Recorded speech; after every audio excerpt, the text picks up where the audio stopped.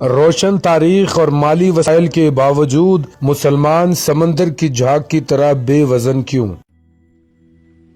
روزنامہ قدرت کی ویڈیو دیکھنے کے لیے ابھی یوٹیوب چینل پر سبسکرائب کریں اور بیل آئیکن پر بھی کلک کریں۔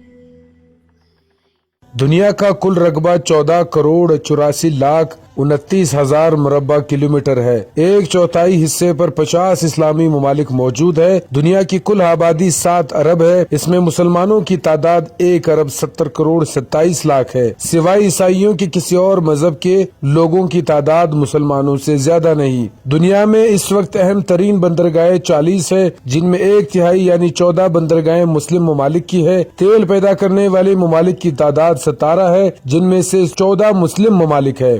گیس کے بڑے ذخائر 10 ممالک میں ہیں، جن میں مسلم ممالک کی تعداد 5 ہے۔ یورینیم کے بڑے ذخائر رکھنے والے 7 ممالک میں سے مسلم ممالک کی تعداد 4 ہے۔ اہم ترین عالمی بحری راستے بھی مسلم ممالک کے پاس ہے۔ سوال یہ ہے کہ وسائل اتنے زیادہ مگر اتنی بڑی تعداد میں ہونے کے باوجود سمندر کی جھاگ کی طرح یہ بے وزن کیوں ہے، اتنے کمزور کیوں ہے؟ آج دنیا میں جس طرح نظر اٹھائیں مسلمان ہی زیر عتاب ہے۔ انڈیا میں مسلمانوں کے وجود کو ختم کیا جا رہا ہے۔ فلسطین میں قیامت ٹوٹ رہی ہے۔ برما میں مسلمانوں کو گاجر کی طرح کاٹا جا رہا ہے۔ مسلمانوں کے جسم کے کباب بنا کر کھائے جا رہے ہیں۔ افغانستان اور عراق میں مسلمانوں کو تہ بارود کیا گیا۔ کشمیر لہو لہو ہے۔ آخر اس بے بسی کمزوری کی کوئی وجہ تو ہے۔ 1.5 ارب سے زیادہ تعداد میں موجود یہ قوم اتنی کمزور اور بے بس تو نہ تھی۔ یہ وہی قوم ہے جس کی ابتدا 611 عیسوی میں ہوئی۔ امام الانبیاء خاتم النبیین صلی اللہ علیہ وآلہ وسلم نے توحید کی صدا لگائی، ایک عظیم انقلاب برپا ہوا۔ عرب کے ایک چھوٹے سے شہر سے اٹھنے والی آواز انتہائی مختصر عرصے میں کرۂ ارض پر پھیل گئی۔ مولا علی کے سامنے جنگ خندق میں جب عرب کا نامی گرامی ایک پہلوان عمر بن عبدود گھوڑے سمیت خندق پلاند کر آ گیا، حضرت علی نے فرمایا کہ تم خندق تو عبور کر کے آ گئے ہو، مگر میں تمہیں 3 پیشکش کرتا ہوں۔ پہلی یہ کہ ہمارے نبی کریم صلی اللہ علیہ وآلہ وسلم کا کلمہ پڑھ لو۔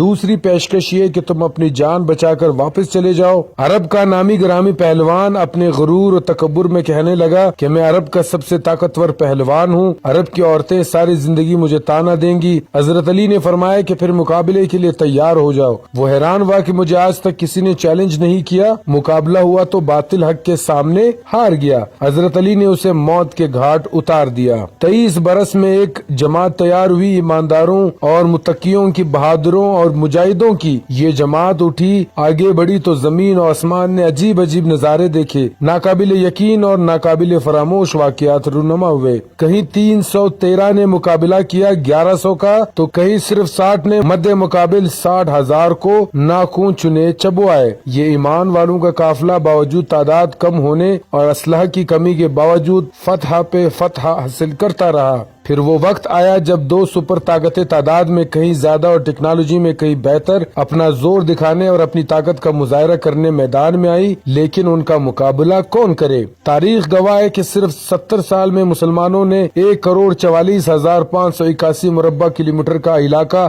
فتح کر لیا۔ بڑی بڑی فوجیں، طاقتیں ریت کی دیوار ثابت ہوئی۔ روم اور فارس جیسی سپر طاقتیں مسلمانوں کے زیرنگی آ گئی۔ وقت کا پہیہ رواں دوا رہا اور مسلمان پے در پے کامیابیاں حاصل کرتے رہے، آگے بڑھتے رہے۔ 713 میں طارق بن زیاد صرف 12,000 فوجیوں کے ساتھ اسپین میں داخل ہوا۔ 1,07,000 فوجیوں کی قیادت کرتا ہوا راڈرک مقابلے پر آیا، شکست فاش کھائی۔ اسپین میں مسلمان 800 سال تک حکومت کرتے رہے۔ مسلمانوں نے غرناطہ اور کرتبہ جیسے شہر آباد کیے۔ اس زمانے میں کرتبہ میں لمبی لمبی 2 رویا پختہ سڑکیں تھی اور ان پر روشنی کا اہتمام تھا۔ اس کے 700 سال بعد تک بھی لندن اور پیرس میں ایک بھی عوامی چراغ نہیں تھا۔ یورپ سے لوگ علم و ہنر سیکھنے کے لیے غرناطہ اور کرتبہ آیا کرتے تھے۔ مسلمانوں کے پاس بڑے بڑے بحری بیڑے تھے اور صنعت میں بھی مسلمانوں نے خوب ترقی کی۔ 1916 عیسوی تک مسلمانوں کی مرکزیت کسی نہ کسی طرح قائم رہی اور مسلمان شان و شوکت سے زندگی بسر کرتے رہے، مگر پچھلی 1.5 صدی سے مسلمانوں نے نہ صرف گھوڑے پالنے چھوڑ دیے بلکہ گھوڑے بیچ کر سو گئے۔ اپنی موت سے چند روز قبل لیڈی ڈائنا نے ڈوڈی الفات کو مصری الاخبار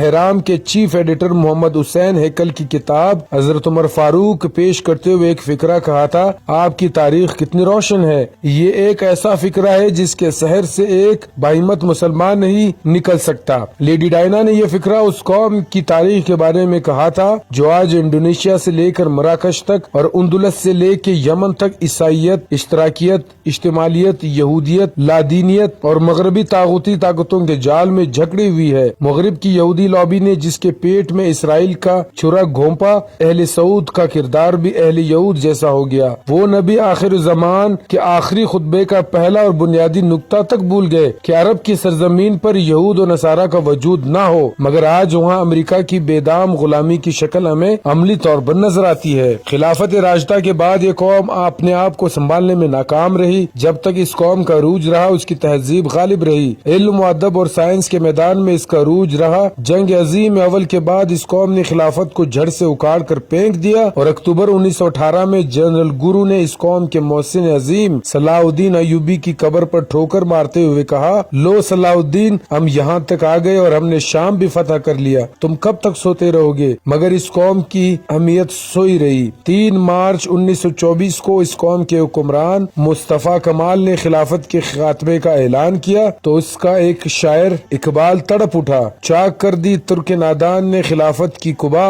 سادگی مسلم کی دیکھ اوروں کی عیاری بھی دیکھ۔